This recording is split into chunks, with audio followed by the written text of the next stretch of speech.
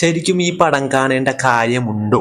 ശരിക്കും മില്ലി ബോബി ബ്രൗണിന്റെ പണ്ടത്തെ ആ ഒരു ഫണ്ണും ആ ഒരു കരിസ്മയും ആ ഒരു എനർജിയും ഒന്നും രണ്ടും ഭാഗത്തിലേക്ക് ആ ഒരു എന്റർടൈൻമെന്റ് ഒക്കെ ഇപ്പോഴും കിട്ടുമോ? ഈ മൂന്നാം ഭാഗത്തിന് കിട്ടുമോ?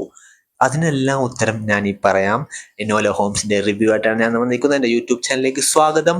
സോ ഇങ്ങനൊരു ഇൻട്രോ ഞാൻ ഉണ്ടാക്കിയതിൻ്റെ മെയിൻ റീസൺ എന്ന് പറയുന്നത്, ഇപ്പൊക്കെ OTT-ൽ ഇറങ്ങുന്ന സിനിമകൾ വീടുന്ന ഒരു വലിയൊരു ട്രാപ്പ് ഉണ്ട്. തിയേറ്ററിലെ സിനിമകൾക്ക് ഇത് ബാധകമല്ല, കാരണം തിയേറ്ററിൽ നിന്ന് ഇറങ്ങി ഓടാൻ പറ്റില്ല. OTT-ൽ പടം കാണുമ്പോൾ ഫുള്ളും ഡിസ്ട്രാക്ഷനാണ്. ചുറ്റും എല്ലായിടത്തുനിന്നും ചിലപ്പോൾ മിക്സി ഓൺ ആകുന്നു, ചിലപ്പോൾ വീട്ടുകാർ വിളിക്കുന്നു, ചിലപ്പോൾ ഫോൺ എടുക്കുന്നു. അപ്പോൾ ഫുൾ ഓൺ ഡിസ്ട്രാക്ഷനാണ്. അപ്പൊ എങ്ങനെ ഹുക്ക് ചെയ്യും, നമ്മുടെ ഓഡിയൻസിനെ എങ്ങനെ ഹുക്ക് ചെയ്യും? അത് കാരണം യൂട്യൂബ് വീഡിയോ ഒക്കെ ചെയ്യുന്ന ആ ഒരു സ്ട്രക്ചർ, ഇപ്പൊ ഞാൻ ചെയ്ത പോലെ തന്നെ ഒരു ഹുക്ക്, ഒരു സ്റ്റേക്ക്, അങ്ങനത്തെ 2-3 സാധനങ്ങളൊക്കെ വെച്ച് ആ ഒരു ടെൻഷൻ അതൊക്കെ ക്രിയേറ്റ് ചെയ്ത് യൂട്യൂബ് വീഡിയോയിൽ കാണുന്ന പോലെ തന്നെ അത് സിനിമയിലും വന്നിരിക്കുകയാണ്. അത് സിനിമ അങ്ങാടും ഇവോൾവ് ആയി. പക്ഷേ അങ്ങനെ ചെയ്യുമ്പോൾ സിനിമക്ക് കുറച്ച് പ്രശ്നങ്ങളുണ്ടാവും. അത് വലിയ പ്രശ്നങ്ങളിലേക്ക് പോകും. അതിനെക്കുറിച്ച് ഞാൻ പറയാം. സോ അതേപോലെ അതിൻ്റെ ഒരു പുതിയ ഇരയാണ് ഇനോല ഹോംസ്. അഫ്കോഴ്സ് ഹെൻറി കാവിലെ കാണാൻ നല്ല ലുക്കാണ്. പിള്ളമോത്ത് എന്ത് ചാരം തേച്ചാലും പുള്ളിക്കാരൻ നല്ല ലുക്ക് തന്നെയാണ്, നിനക്കൊന്നും ചെയ്യാൻ പറ്റില്ല. ആൻഡ് ഇനോല ഹോംസിൻ്റെ നമ്മുടെ milli Bobby brown, the one and only Millie Bobby Brown, she's always very funny, very charismatic and very very beautiful as always. പുള്ളിക്കാരി ഇപ്പോഴും നല്ല എനർജിയും നല്ല കാരിസ്മയും എല്ലാം ഉണ്ട്. ബട്ട് പുള്ളിക്കാരി നിർമ്മിച്ച പടം കൂടിയാണത്. അതിനുള്ള മെയിൻ പ്രോബ്ലം ഇത് തന്നെയാണ്. ആദ്യം തന്നെ ഒരു ഹുക്ക് ഉണ്ട്, ഒരു സംഭവം അങ്ങനെ ഇടും, എന്നിട്ട് അതിൽ നിന്ന് നമുക്കൊരു ആകാംക്ഷ വരും, എന്താണ് ആരായുന്നതെന്ന് പറഞ്ഞിട്ട്. അപ്പൊ തന്നെ അടുത്ത ഒരു സംഭവം വരും, ഒരു കല്യാണം. ഓഫ് കോഴ്സ് അത് ട്രെയിലറിലുണ്ട്. അപ്പൊ അത് സാധാരണ പോലെ നടക്കാനായിരിക്കും നമ്മുടെ മനസ്സിൽ ഉണ്ടാകുക. പക്ഷെ എല്ലാവരുടെ മനസ്സിൽ പോലും അത് തന്നെ ഉണ്ടാവുക. പക്ഷെ അത് അങ്ങനെ നടക്കില്ല. എന്തുകൊണ്ട് നടക്കില്ല? വൈ? കാരണം അത് നടക്കാത്ത രീതിയിൽ അത് സെറ്റ് ചെയ്യും.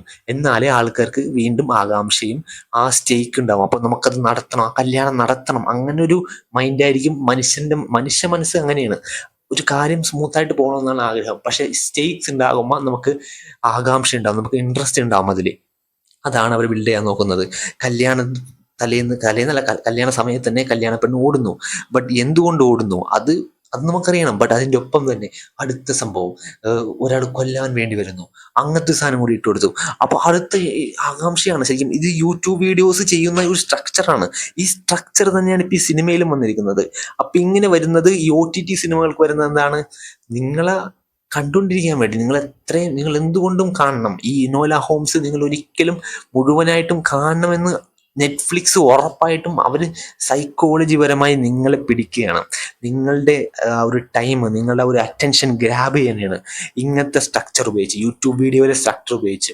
നെറ്റ്ഫ്ലിക്സിൻ്റെ ആദ്യം എന്താണ്, ഈ ഒരു വർഷം മുമ്പ് ഞങ്ങൾ ഇറക്കാൻ പോകുന്ന മേജർ റിലീസസ് എന്ന് പറഞ്ഞ് കാണിച്ചാൽ വൺ പീസ് ഉണ്ടായിരുന്നു, എനോല ഹോംസ് ഉണ്ടായിരുന്നു. വൈ എനോല ഹോംസ് ഉണ്ടായിരുന്നു? അവർക്കറിയാം അവരുടെ ഒരു മേജർ സാധനമാണ് ഈ എനോല ഹോംസ് എന്നുള്ള ഫ്രാഞ്ചൈസ്. അത് അവരൊരിക്കലും അവരുടെ ഓഡിയൻസിനെ അവർ കളയില്ല. അത് കളയാതിരിക്കാൻ വേണ്ടിയാണ് ദ വൺ ഓൺലി ഏറ്റവും വർക്കാവുന്ന, ഏറ്റവും നല്ല നമ്മുടെ മിസ്റ്റർ ബീസ്റ്റ് ഒക്കെ ഉപയോഗിച്ചുകൊണ്ടിരിക്കുന്ന ഇത്രയും സക്സസ്ഫുൾ ആയിട്ടുള്ള ഫോർമുല, ഈ ഒരു സ്ട്രാറ്റജി, ഈ ഒരു സ്ട്രക്ചർ, അത് തന്നെയാണ് ഈ പടത്തിലും പിടിച്ചേക്കുന്നത്. അങ്ങനെ പിടിക്കുമ്പോൾ ഓരോ സ്റ്റേക്സും ഇതൊക്കെ ഇങ്ങനെ, ഓഫ് കോഴ്സ് ഒരു മേർഡർ മിസ്റ്ററിയാണ്, മേർഡർ മിസ്റ്ററി അല്ല, ഒരു ഇൻവെസ്റ്റിഗേഷൻ ത്രില്ലറാണ്. സോ അതിൻ്റെ ഒരു സംഭവം സ്റ്റോറി ലൈൻ ഉണ്ട്. ബട്ട് ഇങ്ങനത്തെ ഒരു സ്ട്രക്ചറിൽ ചെയ്യുമ്പോൾ ഇത് ആദ്യം കാണാനൊക്കെ രസമുണ്ട്. പക്ഷേ ഇത് സിനിമനെ ബാധിക്കും ടോട്ടലി. 1.25 മണിക്കൂറുള്ള ഒരു പടത്തിന്റെ ആ ഒരു അത്രേ ഉള്ളൂ, അത്ര തന്നെ പെട്ടെന്ന് ഈ പടം തീർന്നു പോകും. ആ ഒരു ഫൺ എന്റർടൈൻമെന്റും അത്രയും ഇല്ല. കാരണം ഈ ഒരു സൈക്കോളജിക്കൽ സ്ട്രക്ചർ നിങ്ങൾ പണിത് വെച്ചിട്ട് ആൾക്കാർ അറ്റൻഷൻ ഗ്രാബ് ചെയ്യുന്ന സമയത്ത് ആ ഒരു ഇന്റൻഷനിൽ നിങ്ങളുടെ സിനിമ വെള്ളത്തിൽ പോവും. നിങ്ങളുടെ സിനിമയുടെ ക്വാളിറ്റി വെള്ളത്തിൽ പോവും. അത് 4K അല്ല മോനെ, ക്വാളിറ്റി സ്റ്റോറിയിലാണ് വേണ്ടത്. അതാണ് ഇതിൽ മിസ്സിങ് ആയിരുന്നത്. അതുകൊണ്ട് തന്നെ ഇതൊരു ആവറേജ് പടമായിട്ട് മാറി. ആവറേജ് ഫീൽ തന്നെയാണ് എനിക്ക് ഈ പടത്തിൽ നിന്ന് കിട്ടിയതും. വൈ?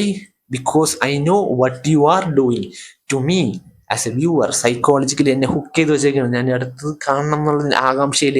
ബട്ട് ഈ ഒരു സംഭവം ഞാൻ കുറേ നാളായിട്ട് ഇങ്ങനെ കണ്ടുകൊണ്ടിരിക്കുകയാണ് യൂട്യൂബ് വീഡിയോയിൽ. So I know what you are doing and it is very sad. നമ്മുടെ സിനിമകൾ ഇങ്ങനത്തെ അവസ്ഥയിൽ വരുന്നതിനെ കുറിച്ച് അറിഞ്ഞതിൽ വളരെ സങ്കടമുണ്ട്. ബട്ട് ഇതങ്ങനെയാണ്, സിനിമ ഇവോൾവ് ചെയ്യും. സിനിമ ഇവോൾവ് ചെയ്തതിൻ്റെ മറ്റൊരു ഫേസിലേക്കാണ് നമ്മൾ വന്നിരിക്കുന്നത്. സിനിമ യൂട്യൂബ് വീഡിയോയിലെ സ്ട്രക്ചർ പിടിച്ച് പോകുന്നു. അതിൻ്റെ ഒരു പുതിയ ഇരയാണ് Enola Holmes. So that is my review. So yeah, thank you for watching. By.